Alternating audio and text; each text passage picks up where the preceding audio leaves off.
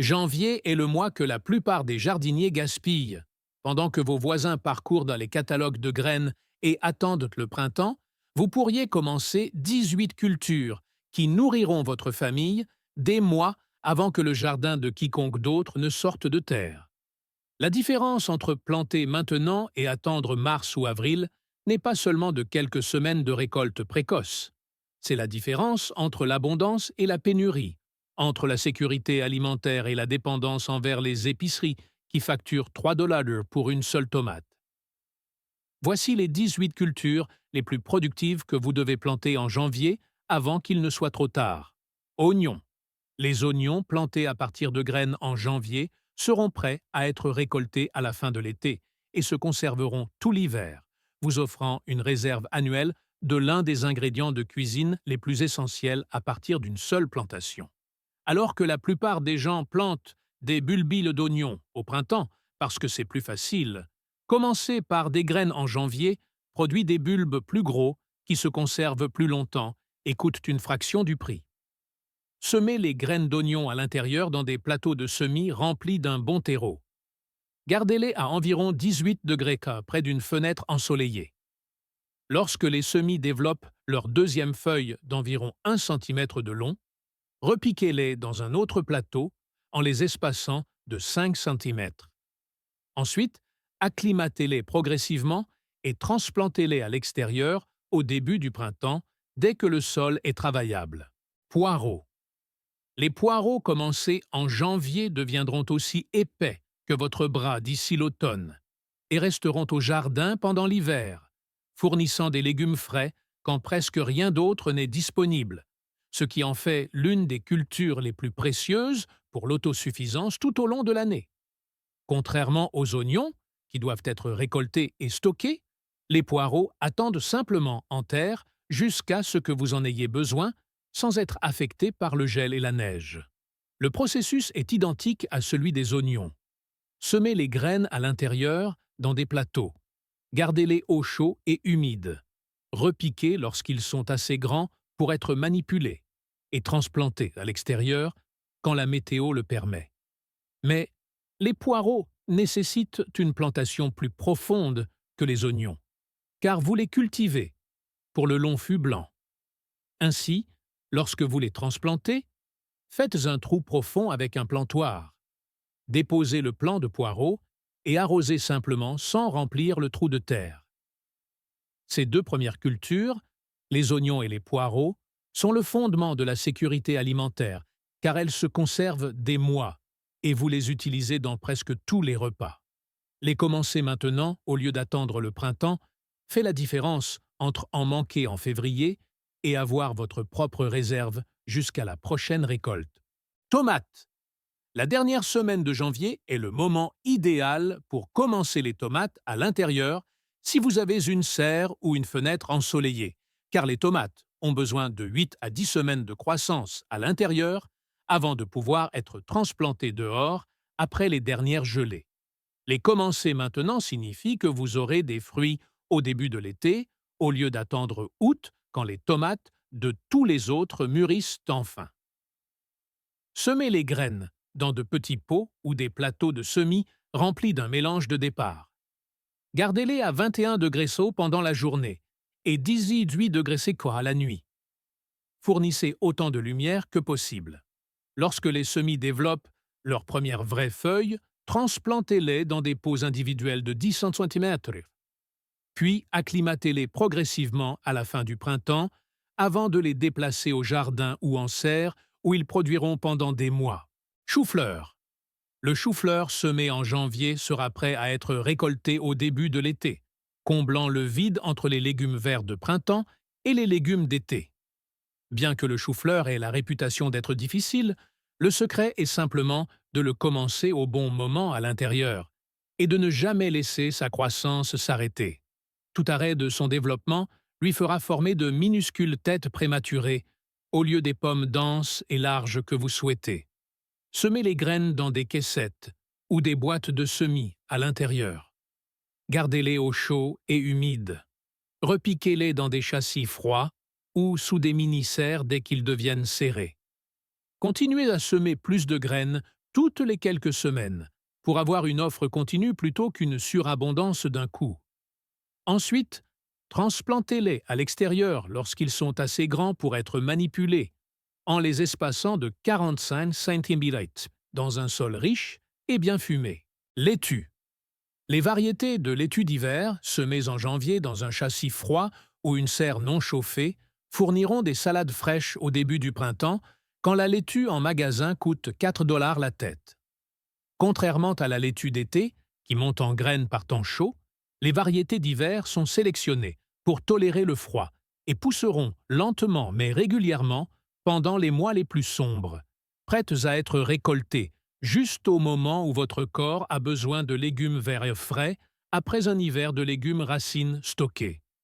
Semez les graines finement en rangées ou à la volée sur un lit. Couvrez-les à peine de terre car la laitue a besoin de lumière pour germer. Maintenez l'humidité sans détremper. Éclaircissez les semis à environ 15 cm de distance ou récoltez-les comme jeunes pousses et laissez les plantes restantes combler les espaces. Céleri. Le céleri commencé en janvier sera prêt pour la récolte à la fin de l'été et en automne. Bien qu'il soit considéré comme une culture difficile, le vrai secret est simplement de lui donner une longue saison de croissance avec une humidité constante et un sol riche. Le céleri est essentiellement une plante de marais qui a besoin de plus d'eau et de fertilité que presque tout autre légume du jardin. Semez les graines à l'intérieur à la fin janvier, en les couvrant à peine, car elles ont besoin de lumière pour germer. Gardez-les à environ 21 degrés Celsius et soyez patient, car le céleri est notoirement lent à germer, prenant jusqu'à 3 semaines. Repiquez ensuite les semis dans des pots individuels lorsqu'ils sont assez grands pour être manipulés. Acclimatez-les progressivement et transplantez-les à l'extérieur à la fin du printemps dans des tranchées remplies de compost et de fumier. Ces 6 cultures comptent plus que vous ne le pensez. Elles représentent la différence entre acheter des légumes toute l'année et cultiver votre propre réserve de nourriture. Les oignons, poireaux, laitues, tomates, choux-fleurs et céleri couvrent vos besoins de base du printemps à l'hiver si vous les commencez maintenant au lieu d'attendre. Poivrons. Les poivrons ont besoin d'une saison de croissance, encore plus longue que les tomates. C'est pourquoi janvier est le moment idéal pour les commencer à l'intérieur. Les poivrons sont lents à germer, lents à pousser et lents à fructifier. Mais si vous leur donnez le temps dont ils ont besoin, ils produiront abondamment du milieu de l'été jusqu'aux premières gelées, fournissant des poivrons frais pour les salades et la cuisine, plus assez pour les sécher ou les congeler pour l'hiver. Semez les graines dans de petits pots ou des plateaux alvéolés. Gardez-les très au chaud, entre 24 et 27 degrés, car les poivrons sont des plantes tropicales qui ne germeront pas dans un sol frais. Fournissez un maximum de lumière dès qu'ils germent. Transplantez dans des pots plus grands à mesure qu'ils poussent et ne vous précipitez pas pour les mettre dehors, car les poivrons sont extrêmement sensibles au froid et boudront pendant des semaines s'ils sont exposés à des températures inférieures à 10 degrés Celsius. Aubergine.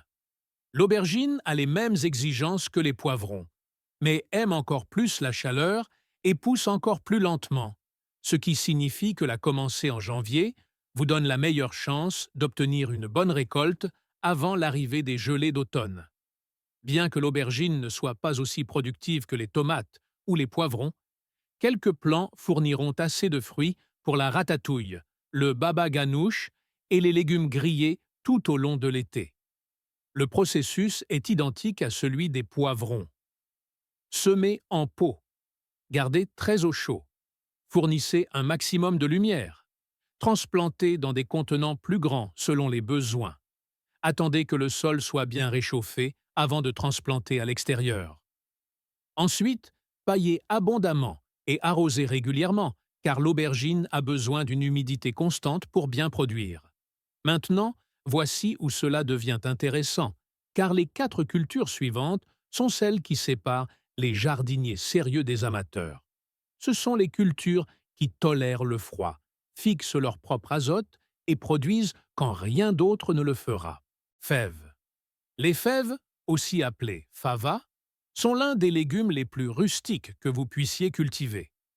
Capables de survivre à des températures allant jusqu'à 12 degrés, ce qui signifie que dans les climats doux, vous pouvez les semer directement à l'extérieur en janvier. Dans les zones plus froides, vous pouvez les commencer en pot dans un châssis froid et les transplanter au début du printemps, vous offrant une récolte de fèves fraîches à la fin du printemps ou au début de l'été, quand rien d'autre ne produit encore. Semez les graines à 5 cm de profondeur et 15 cm de distance en double rangée, ou commencez-les dans des pots profonds pour éviter de perturber les racines lors de la transplantation. Les fèves fixent leur propre azote de l'air grâce à des bactéries dans leurs nodules racinaires, ce qui signifie qu'elles améliorent réellement votre sol pendant qu'elles poussent. Après avoir récolté les fèves, vous pouvez couper les plantes au ras du sol et laisser les racines riches en azote dans la terre pour nourrir la culture suivante. Petits pois. Les pois précoces, semés en janvier sous cloche ou dans des châssis froids, seront prêts à être récoltés à la fin du printemps.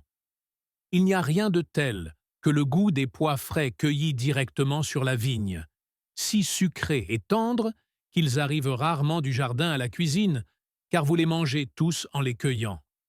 Semez les graines à 5 cm de profondeur et 5 cm de distance en double rangée, ou utilisez la méthode du lit profond et dispersez-les à 15 cm de distance sur le lit.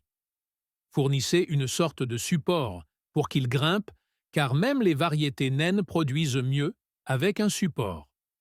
Protégez-les des souris qui adorent déterrer et manger les graines en trempant les graines dans du pétrole avant de planter, ce qui ne nuit pas aux plantes, mais les souris détestent l'odeur.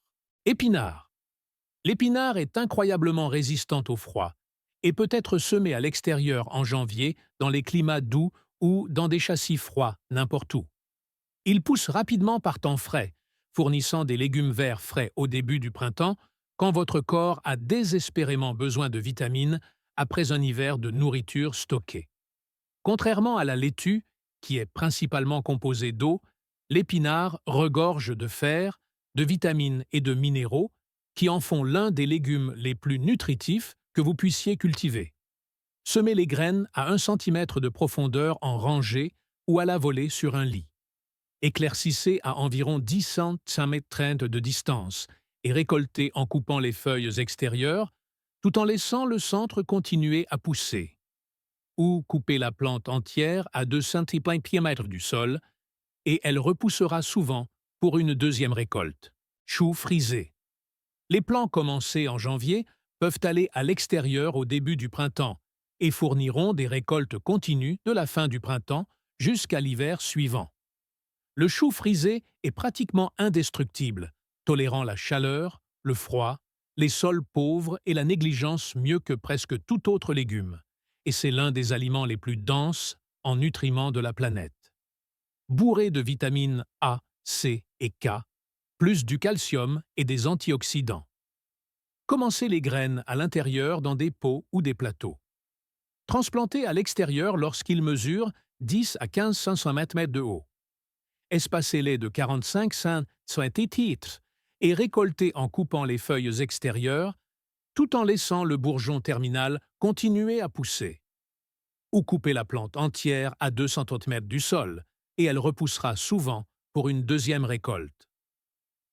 Ces 6 cultures, des poivrons aux choux frisés, représentent l'épine dorsale d'un jardin productif, car elle couvre toute la saison de croissance, du début du printemps jusqu'à la fin de l'automne. Les commencer en janvier signifie que vous ne faites pas que du jardinage. Vous construisez un système alimentaire qui ne dépend pas des épiceries. Ail. Si vous n'avez pas planté d'ail en automne, janvier est votre dernière chance dans les climats doux de mettre des cailleuses en terre pour une récolte d'été. Bien que l'ail planté en automne produise de plus gros bulbes, une plantation en janvier vous donnera tout de même une récolte décente. Cultiver votre propre ail signifie que vous aurez des bulbes frais, qui se conservent pendant des mois et coûtent des centimes par rapport aux 5 dollars la livre auquel l'ail biologique se vend en magasin. Séparez un bulbe en cailleux individuels. Plantez-les à 5 cm de profondeur et 15 cm de distance, la pointe vers le haut. Paillez abondamment avec de la paille ou des feuilles et laissez-les pousser tout au long du printemps et du début de l'été. Récoltez ensuite lorsque les feuilles inférieures brunissent et sèchent. Faites-les sécher dans un endroit ombragé et aéré pendant quelques semaines et stockez-les dans un endroit frais et sec où ils se conserveront jusqu'au printemps suivant. Échalotes. Les échalotes se plantent de la même manière que l'ail, mais produisent des grappes de petits bulbes, semblables à des oignons, qui ont une saveur plus douce et plus sucrée, parfaite pour la cuisine, et elles se conservent encore mieux que les oignons, se gardant souvent une année entière dans des conditions appropriées, ce qui en fait une culture essentielle pour l'autosuffisance. Plantez des bulbes d'échalotes individuelles en janvier, en les espaçant de 15 cm, en les couvrant à peine de terre pour que les pointes soient encore visibles. Et ils pousseront au printemps et en été, se multipliant en grappes de 6 à 12 bulbes par bulbe d'origine plantée. Récoltez ensuite quand les fans dépérissent. Faites-les sécher comme l'ail et stockez-les dans un endroit frais, sec et sombre. Rhubarbe. Janvier est le moment idéal pour forcer la rhubarbe pour une récolte précoce au printemps en couvrant les souches établies avec des tonneaux ou de grands pots et en les enterrant complètement sous un tas de fumier mélangé à de la paille. La chaleur du fumier en décomposition combinée à l'obscurité forcera la rhubarbe à produire des tiges tendres et sucrées des semaines avant les plantes non forcées, vous offrant des fruits frais pour les tartes et les compotes quand rien d'autre n'est disponible. Les tiges forcées seront rose pâle ou même blanches au lieu du rouge habituel. Elles seront beaucoup plus tendres et moins acides que la rhubarbe ordinaire. Bien que le forçage affaiblisse la plante, vous ne devriez donc pas le faire chaque année. Alterner entre les plants signifie que vous pouvez avoir de la rhubarbe forcée chaque janvier sans endommager votre récolte globale. Voici l'idée critique que la plupart des jardiniers manquent. Ces 6 dernières cultures, de l'ail aux asperges, sont celles qui produisent pendant des années avec un travail minimal, ce qui signifie que les planter en janvier n'est pas seulement une question de récolte de cette année. Il s'agit de construire une sécurité alimentaire permanente. Pommes de terre. Janvier est le moment de mettre les plants de pommes de terre à germer, ce qui signifie les placer dans des caissettes peu profondes ou des cartons d'œufs dans un endroit lumineux et hors gel comme un abri ou une serre, où ils développeront des germes courts et robustes avant la plantation. Faire germer donne à vos pommes de terre une avance de plusieurs semaines, ce qui permet des récoltes plus précoces et des rendements plus élevés.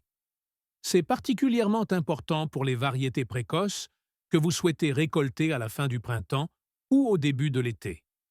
Choisissez des plants de pommes de terre certifiés sans maladie. Placez-les avec l'extrémité ayant le plus d'yeux vers le haut. Gardez-les à la lumière vive, mais jamais en plein soleil, et maintenez des températures autour de 10 degrés Celsius.